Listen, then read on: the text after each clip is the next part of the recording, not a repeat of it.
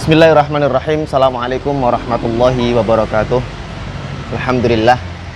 Alhamdulillahi liwaliyyihi wassalawatu ala nabiyyih wal wazn wal azm wan nazmu bil jazam bi wahdaniyatihi wa qudratihi bi sultan wa bi itqanin wa bi imanin wa bayanin fi furqan. Allahumma salli wa sallim wa barik ala sayyidina Muhammadin wa ala alihi wa sahbihi wa sallim, amma ba'du. Adik-adik, teman-teman, sederek-sederek semuanya, selamat malam, selamat bersilaturahmi meskipun virtual. Semoga yang sudah bertemu atau sudah pernah bertemu dengan kami, semoga bisa menjadi silaturahmi yang terus kita upayakan. Bagi yang belum pernah bertemu, semoga silaturahmi awal ini bisa menjadi langkah berikutnya untuk kita semua saling bersilaturahmi ke depannya. Sebuah kehormatan, sebuah peluang yang sangat berharga, kami bisa menemani panjenengan semua adik-adik untuk mengawal belajar terkait dengan apa yang telah diselenggarakan oleh universantren.com mengenai belajar karya tulis populer. Apa sih karya tulis populer? Tentunya nanti kita juga tidak akan membahas yang sangat dalam dan sangat panjang, karena karya tulis populer itu sebenarnya penjelasan yang sangat singkat, tinggal praktiknya nanti yang memang panjang, follow up-nya yang memang harus continue. Pada kesempatan hari ini atau pada kesempatan kali ini saya akan membahas mungkin beberapa mengenai pengertian, ciri, karakter, struktur tubuh karya tulis populer, diferensiasi dengan karya yang lain, serta mungkin nanti di akhir kita akan sajikan contoh bagaimana sih karya tulis populer. Baik adik-adik semuanya, saya akan mengawali dengan kalimat seperti ini. Pada dasarnya aktivitas menulis itu adalah sebuah kegiatan penangkapan atas apa yang kita rasakan, kita lihat, kita tangkap, kita alami, bahkan kita pikirkan, yang kemudian kita tuang dalam bentuk tulisan. Maka sebenarnya aktivitas menulis ini adalah sebuah proses transfer pengetahuan, transfer informasi yang memang dari masa ke masa mengalami ragam variatif model. Pengembangannya terus berjalan. Kalau kita ketahui dulu di zaman pengumpulan mushaf Al-Quran, ya mungkin penulisan hanya seperti itu, atau hingga hari ini menjadi mushaf Al-Quran gitu. Tapi setelah hari ini kita kenal ada jenis novel, ada jenis cerpen, ada jenis puisi, ada jenis karya tulis ilmiah resmi, ada karya tulis ilmiah populer, dan lain sebagainya. Tentunya dari fase ke fase, karena didasari oleh pengembangan pemikiran manusia, alhamdulillah karya tulis menjadi beragam. Tinggal kendalanya adalah kadang kita itu justru merasa takut menulis gara-gara kita nggak tahu teorinya, gara-gara kita nggak paham. Kita ingin menulis novel nih misalkan, tapi novel itu gimana sih cara menulisnya? Apakah karya-karya tertentu bisa dikatakan sebuah novel? Kita juga belum tahu lah. Kadang ketidaktahuan kita tentang hal-hal yang bersifat teoretis ini membuat kita sendiri akhirnya takut untuk melakukan aktivitas yang namanya menulis. Tapi secara garis besar sebenarnya tulisan itu hanya dibagi menjadi dua. Secara garis besar, tulisan itu ada yang namanya tulisan fiksi, ada juga tulisan yang namanya non-fiksi. Yang pertama, tulisan fiksi itu adalah karya tulis yang memang ditulis atau dikarang melalui cerita rekaan, hayalan, imajinatif, tidak realistis gitu. Kita berimajinasi tentang A, B, C, kita ingin menuliskan sebuah karakter yang A, B, C dan sebagainya yang tidak ada dalam realitas kehidupan. Ini namanya karya fiksi. Makanya salah satu contoh karya fiksi biasanya tergambar dari novel. Meskipun novel juga ada beberapa yang non fiksi gitu, yang realitas. Tapi kebanyakan dari cerita-cerita cerpen, dari cerita-cerita dongeng dan sebagainya itu masuk dalam kategori fiksi. Yang kedua, karya ilmiah, karya non fiksi. Karya non fiksi ini sebaliknya yang diilhami dari sesuatu yang realitas, atau fakta, kenyataan yang ditulis dalam tulisan tersebut. Makanya salah satu contoh karya non-fiksi yaitu karya tulis ilmiah. Yang nanti karya tulis ilmiah sendiri juga dibagi menjadi karya tulis ilmiah populer dan non-populer. Nah, sejauh ini kita tahu karya tulis ilmiah itu ya seperti adik-adik ketika sedang kuliah, sedang sekolah, mengerjakan makalah, mengerjakan skripsi, tesis, disertasi, dan lain sebagainya. Mungkin itu yang masuk dalam kategori karya ilmiah non-fiksi. Terus kemudian ada satu poin penting juga, bahwa ketika kita membahas tentang karya ilmiah populer, sebenarnya karya ilmiah populer itu juga masuk dalam kategori karya ilmiah. Jadi sebenarnya namanya itu karya tulis ilmiah populer pada akarnya. Makanya nanti yang membedakan antara karya tulis ilmiah seperti skripsi dan lain sebagainya atau karya tulis ilmiah populer hari ini yang kita kenal itu di mana? Ini ada pengertian menarik. Sebuah karya tulis ilmiah adalah sebuah tulisan atau karangan yang di dalamnya memaparkan pendapat atau hasil pengamatan atau tinjauan atau penelitian dalam bidang tertentu, dan tulisannya disajikan dengan menggunakan sistematika yang benar, dengan berkiblat pada EYD yang tepat. Ini karya tulis ilmiah. Makanya dalam karya-karya tulis yang seperti skripsi, tesis, disertasi dan sebagainya, semuanya punya kebakuan tersendiri, punya EYD yang harus disempur, yang memang menjadi kiblatnya. Makanya ada buku-buku, kalau kalian skripsi ada buku panduan penulisan skripsi, harus ikut sistematika itu memang. Tapi kalau karya tulis ilmiah populer, poin kesamaannya ada di yang kita tuang tetap fakta, tetap berbasis keilmuan, hanya saja kita membahasakan dalam tulisan itu tidak berupa sistematika sesuai dengan EYD yang benar atau punya aturan-aturan baku, lebih bebas, lebih idealis penulisnya sendirilah pengen membahasakan seperti apa. Tapi yang dituang tetap ilmiah, tetap berbasis keilmuan, berbasis pengetahuan. Keduanya sama-sama memuat unsur ilmiah sebagai pijakan berpikir dan pengembangannya. Perbedaan mendasar hanya terletak pada sistematika bahasa yang digunakan berikut template-nya. Jadi template kalau karya ilmiah itu jelas, kalau karya ilmiah populer ala masyi'tum, terserah gimana mau menuliskannya. Nah, sebagai wahana transformasi pengetahuan yang bersifat argumentatif dan deskriptif, ya lagi-lagi kita kembali kepada tujuan dari tujuan menulis sebenarnya ya adalah kita transfer ilmu, kita transfer wacana, kita transfer pengetahuan. Ini sebenarnya tujuan pokok dari menulis, kita memberikan sesuatu ke orang lain, tinggal dalam bentuk tulisan. Nah, maka tentunya sebagai wahana transformasi pengetahuan yang bersifat argumentatif dan deskriptif, yang dibutuhkan adalah bagaimana pengetahuan yang kita tulis tersebut dapat sampai ke pembaca, kan seperti itu. Makanya dalam hal ini karya tulis ilmiah populer ini sedikit memberontak dari aturan-aturan sebelumnya karena merasa mungkin hal-hal yang sifatnya terlalu diatur, terlalu baku ini justru tidak sampai pada pembaca. Ya kan? Tidak sampai pada pembaca. Makanya karya tulis ilmiah populer ini lebih mengusung pada pola bahasa yang ringan dan bebas dimengerti. Ya kan? Namun tapi tetap fokus pada tujuan frase. Makanya kita sering membaca di media sosial atau di karya ilmiah yang tidak resmi. Kita sering kok, misalkan kalau kita pernah ada genre-genre dalam satu frase, mother yes, kita harus tekun belajar. Misalkan dalam kalimat itu, mother yes, kita harus tekun belajar. Maksudnya mother yes itu apa coba?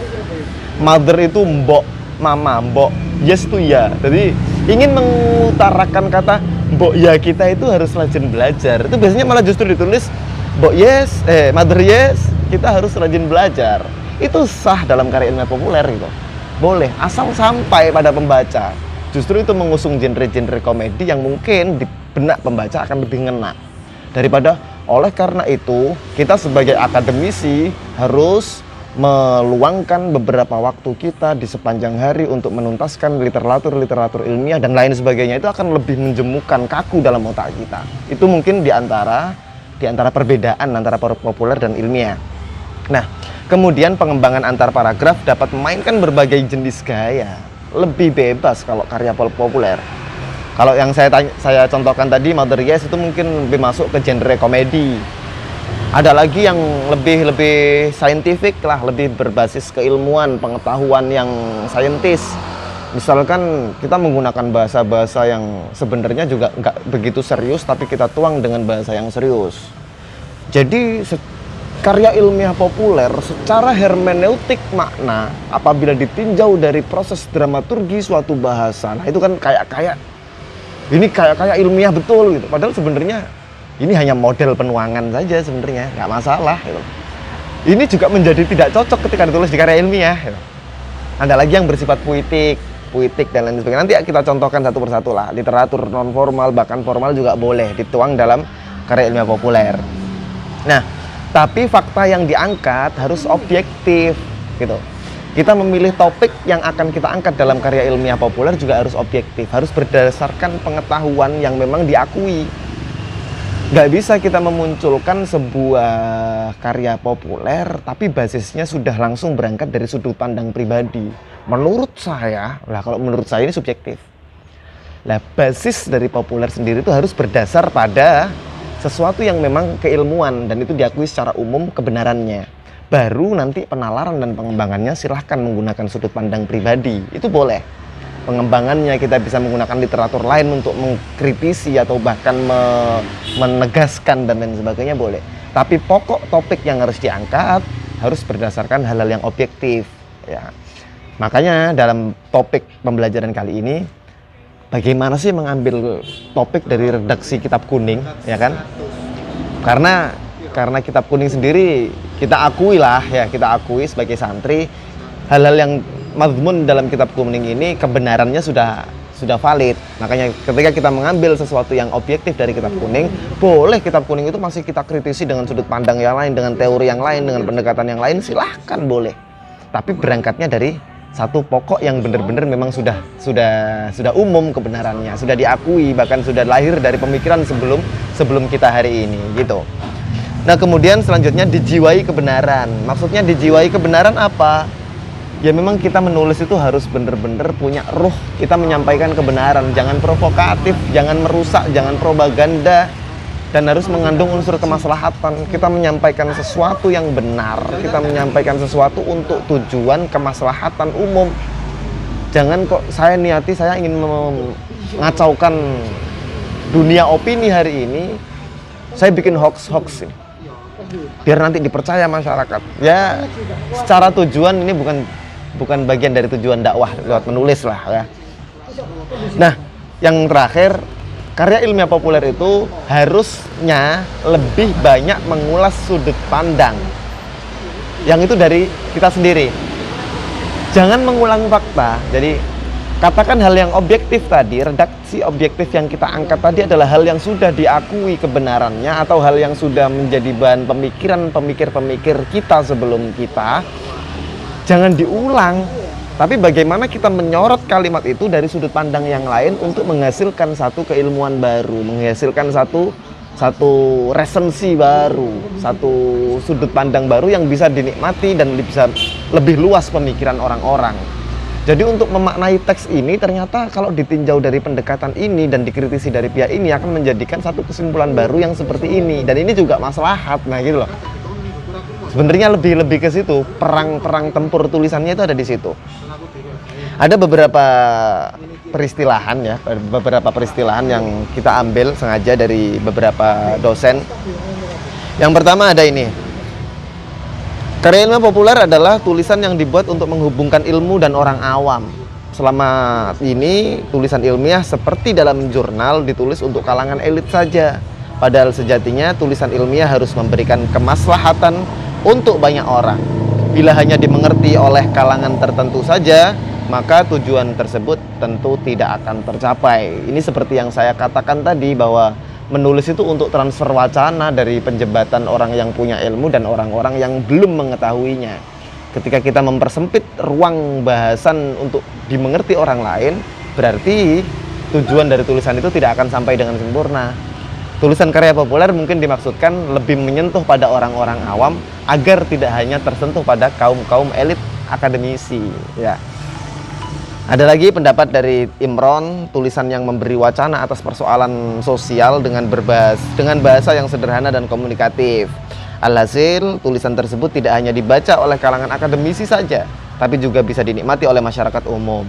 Dalam pandangan Imron, karya tulis ilmiah populer disebut juga dengan opini. Maka dari itu, ya kita lah, misalkan anggap saja kita itu bukan orang akademisi, kita itu lulusan SMP atau hanya santri lah, nggak sekolah umum. Bagaimana kita bisa paham ketika kita harus dipaksa membaca jurnal-jurnal ilmiah, kita membaca skripsi, tesis yang secara sistematika luar biasa terstruktur rapi betul, ya. Mungkin di pihak kita yang agak sulit diatur ini ya kurang bisa menangkap terhadap hal-hal yang teratur, kan seperti itu. Nah, ini jangan-jangan karya ilmiah populer itu sebenarnya lahir dari kegelisahan kaum non-akademik yang jauh dan jenuh terhadap sistematika keilmuan. Dengan argumentasi, untuk mencapai maksud tertentu, maksud pengetahuan tertentu, bukankah kita butuh metode yang menyenangkan? Ketika kita dihadirkan dengan sesuatu yang baik, tapi dengan metode yang tidak kita suka, menjemukan bagi diri kita, apakah pengetahuan itu bisa sampai? Lah mungkin, barangkali karya ilmiah populer lahir dari kegelisahan yang seperti ini. Kemudian kita terakhir ini ke struktur karya tulis populer. Dalam menulis tentu seliar-liarnya tulisan tetap butuh struktur, adik-adik. Jadi bukan kok kebebasan itu kita maknai sebebas-bebasnya. Karena kebebasan dalam menulis terutama itu tetap harus berpegang pada tubuh-tubuh yang memang harus kita pegang. Karena nggak ada sesuatu yang terbatas tanpa dibatasi, nggak ada. Ada 4 minimal yang kita harus tuang dalam ketika kita ingin menulis karya ilmiah populer. Yang pertama judul mesti ada, pendahuluan, badan atau isi, kemudian penutup. Kita satu persatu kita ulas sedikit. Yang pertama judul. Judul dalam karya tulis ilmiah populer sebagaimana judul pada umumnya. Judul karya populer harus mencerminkan isi teks. Jadi nggak boleh bikin judul tapi nggak ada kaitannya sama sekali dengan apa yang ditulis, itu nggak boleh. Kita pengen menulis misalkan tentang bagaimana pergulatan kesenian di kota A, ini antara budayawan ini dengan budayawan ini punya pendapat yang berbeda seperti ini, tapi kita beli judul apa? Dialog antar agama. Lah kan nggak nyambung gitu. Harus tetap berhubungan. Namun diupayakan lebih sederhana, komunikatif dan menarik. Ini nanti bedanya. Ini nanti ada bedanya. Jadi penulisan judul diharapkan mampu lebih menarik perhatian dan memantik rasa penasaran pembaca ketimbang judul skripsi, tesis atau karya-karya ilmiah di jenjang-jenjang akademik. Kalau kita tahu di jenjang akademik itu kan biasanya apa? Judulnya skripsi itu implementasi pembelajaran best learning dengan menggunakan bla bla bla bla bla di madrasah ibtidaiyah bla bla bla bla. Kan resmi betul itu. Atau pengembangan media pembelajaran dengan berbasis micro teaching di sekolah tinggi ya apalah gitu. Itu kan terlalu literis gitu. Bener-bener ya ini pakemnya, karena nggak salah, karena memang metode sistematikanya seperti itu. Tapi kalau dalam judul-judul buku atau isi-isi karya ilmiah populer, ini saya ambil beberapa contoh. Ada yang pertama, kalau sampean pernah baca bukunya Darmaning Tias, ada buku yang dia beri judul Pendidikan Rusak-Rusakan. Judulnya itu Pendidikan Rusak-Rusakan gitu dah. Menarik nggak? Ketika kita baca sampulnya Pendidikan Rusak-Rusakan, keren ini judul bukunya. Seolah-olah pikiran kita udah ditarik menuju pendidikan kita ini udah nggak karu-karuan, ini udah bagaimana. Tapi Darmaning Tias menghadirkan dalam tulisan-tulisannya itu ilmiah betul. Karena dari sudut pandang ini seperti ini, akhirnya dia sebagai penulis memunculkan sudut pandang baru dari dirinya. Ada kesimpulannya juga seperti apa, bagaimana saran dan solusinya dituang beliau di bukunya. Kemudian ada lagi buku, kalau panjenengan pernah baca, The Psychology of Money. Psychology of Money, apa? Psikologi uang. Ya gimana? Uang itu benda mati kok punya psikologis. Tapi ini memang cara penulis untuk membahasakan tulisannya. Ini ditulis oleh Morgan Housel. Ada lagi Issei, ini saya sendiri pernah menulis Mahalul Qiyam versi behavioristik Ivan Pavlov. Nah, lazimnya kan Mahalul Qiyam itu memang ditinjaunya dari sisi-sisi apa? Tasawuf, dari sisi apa? Gaya bahasa, penelitiannya. Tapi saya pernah menulis sebuah Issei yang saya tinjau dari behavioristiknya Ivan Pavlov. Ivan Pavlov ini seorang tokoh behavioristik ya. Beliau ya saya benturkan saja sebenarnya antara Mahalul Qiyam fenomenanya dengan pemikiran Ivan Pavlovnya, kemudian menghasilkan sudut pandang baru. Itu terkait judul, bikin yang menarik, bikin yang sekiranya pembaca akan jatuh cinta untuk membaca apa yang kalian tulis. Sebelum jatuh cinta pada isi, jatuh cinta pada judul. Kemudian pendahuluan. Pada fase pendahuluan ini penulis diharapkan mampu mengungkapkan mukadimah dasar yang menjembatani menuju topik yang diangkat. Sebisa mungkin penulis harus menemukan novelty. Novelty itu kebaruan, sesuatu yang baru. Jadi jangan menulis yang sudah pernah ditulis orang gitu loh. Caranya gimana kok bisa mengetahui ini belum ditulis orang atau tidak? Ya banyak membaca, ya kan? Adanya kita tidak tahu peta apa saja yang sudah ditulis orang itu kan berangkat dari kita jarang membaca gitu aja. Sebisa mungkin tulis hal yang baru yang belum pernah ditulis orang dan itu menarik. Itu novelty namanya. Sehingga pembaca akan merasa bahwa tulisan ini memang layak diangkat permasalahannya dan tertarik untuk membacanya. Nah, kalau dalam karya tulis ilmiah itu kan kita tahu di bab pendahuluan, ya kalau sampean pernah menulis skripsi, ada pendahuluan itu latar belakang, rumusan masalah, tujuan penelitian, batasan masalah atau penelitian sebelumnya dan sub-sub yang lain yang banyak sekali. Tapi kalau dalam karya tulis ilmiah populer, udah rangkum aja jadi satu, sekiranya yang penting tuang gitu aja dah. Jadi nggak perlu menyajikan rumusan masalah, tujuan penelitian, ya kan? Itu nggak perlu kalau dalam karya tulis ilmiah. Nih, saya pengen menyajikan satu contoh ya. Saya pernah menulis satu esai yang saya beri judul Era yang Mengkhawatirkan Itu Bernama Metaverse.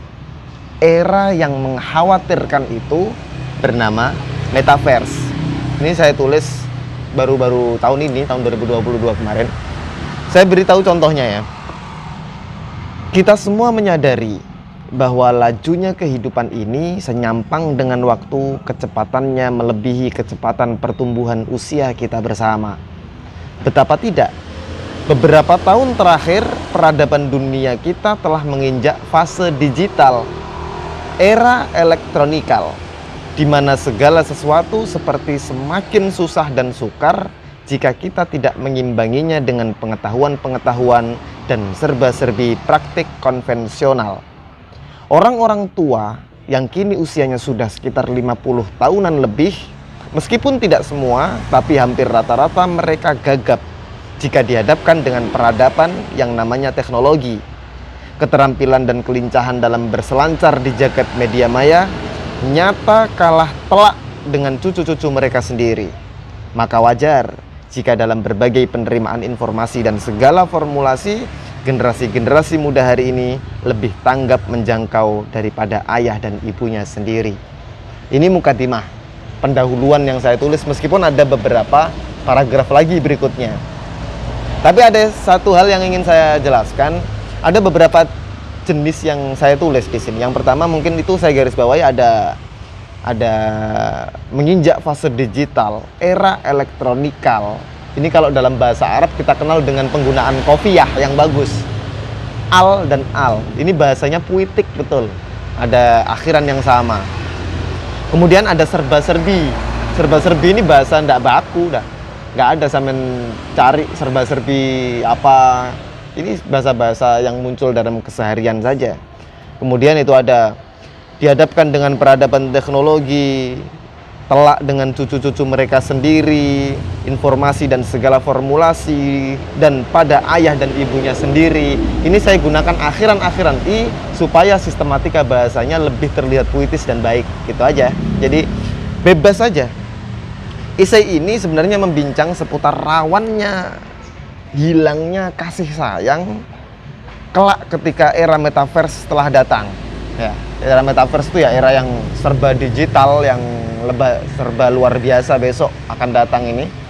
Saya menangkap potret besok ketika seandainya era itu sudah datang, tapi penyajian datanya harus objektif. Makanya saya ambil penyajian datanya berupa ada penghadiran cerita atau pengkisahan kisah yang saya ambil dari kitab Nawadir lil Qulyubi, karyanya Imam Qulyubi. Jadi di situ ada satu frame tentang betapa Rasulullah Shallallahu Alaihi Wasallam itu, waduh, menghadirkan teladan kasih sayang yang luar biasa. Yang saya tangkap itu mungkin hari ini sudah banyak yang hilang, apalagi besok ketika sudah era metaverse. Saya menangkapnya itu. Nah, kemudian badan atau isi di sini lebih pada penuangan pandangan dan analisis penulis tentang topik yang dibahas. Biasanya penulis akan menambahkan beberapa argumen ahli yang mendukung. Makanya argumen ahli ini juga nggak harus sudut pandang sendiri. Saya menangkap setuju dengan sudut pandangnya ini, saya gunakan untuk mengcounter pendapatnya ini, seperti ini dan sebagainya. Boleh kita mengambil sudut pandang orang lain. Badan atau isi karya populer tidak sedetail seperti karya tulis ilmiah, maka tidak heran jika isinya pun cukup terbatas. Penutup ini terakhir, isinya adalah kesimpulan penulis terkait topik yang diangkat. Selain itu, penulis juga bisa menyelipkan saran atau solusi untuk mengatasi permasalahan. Jadi dari pendahuluan tadi ya, pembukaan tadi, saya tuang bagaimana menjembatani menuju era metaverse, orang tuanya, keadaannya bagaimana. Saya menutupnya, sudah barang tentu banyak hikmah yang bisa digali dan diteladani dari fenomena dan ulasan-ulasan pengisahan di atas, utamanya dalam kasus kehidupan kita sekarang ini. Pokok yang menjadi renungan bersama adalah perihal betapa tinggi dan mahalnya harga kasih sayang. Tidak pandang bulu, seeksklusif apapun posisi kita di masyarakat, setinggi apapun jabatan kita di dunia, sekaya apapun harta benda yang kita punya, sepintar apapun atau sealim apapun, konkretnya kasih sayang tetap harus ditunaikan setuntas-tuntasnya kepada siapa saja dan di mana saja tentunya. Jadi ini closing dari apa yang telah saya paparkan mulai mukadimah dan beberapa sudut pandang yang saya tuang, salah satunya lewat pengkisahannya yang ditulis dalam kitab Nawadir lil Qulyubi tadi. Saya juga menyampaikan beberapa sudut pandang pribadi tentang fenomena hari ini dan sebagainya, hingga akhirnya jadi penutup ini. Jadi ini sedikit banyak tentang karya ilmiah populer teman-teman. Mungkin nantinya kita bisa sharing-sharing dan diskusi. Inti yang bisa ditangkap pada kesimpulan besarnya adalah menulis karya ilmiah populer tetap harus berdasar pada satu kesimpulan pengetahuan berbasis keilmuan yang kemudian kita counter atau kita kembangkan atau kita luaskan lagi pemikirannya dari literatur-literatur tertentu. Hanya saja penyajian datanya atau penyajian tulisannya kita lebih bisa menggunakan keluasan dalam penyampaiannya, tidak bergantung pada sistematika tertentu dan juga tidak bergantung pada EYD yang kaku. Jadi silakan tetap menulis. Terima kasih, mohon maaf yang sebesar-besarnya, semoga manfaat. Wallahul muwaffiq ila aqwamit thoriq. Assalamualaikum warahmatullahi wabarakatuh.